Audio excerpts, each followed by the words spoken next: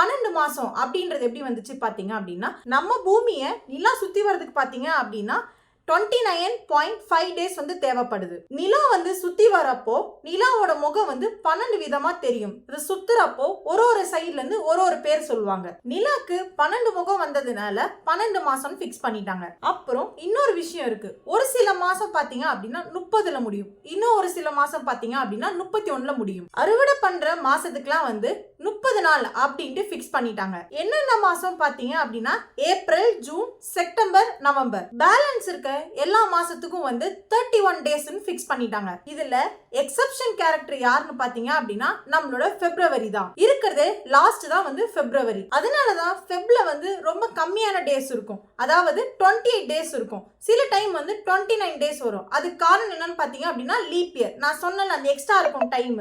அந்த டைம் எல்லாம் 4 வருஷத்துக்கு சேர்த்தது தான் ஒரு நாள் ஆச்சு. அந்த ஒரு நாள் தான் லீப் இயர் நம்ம சொல்லுவோம்.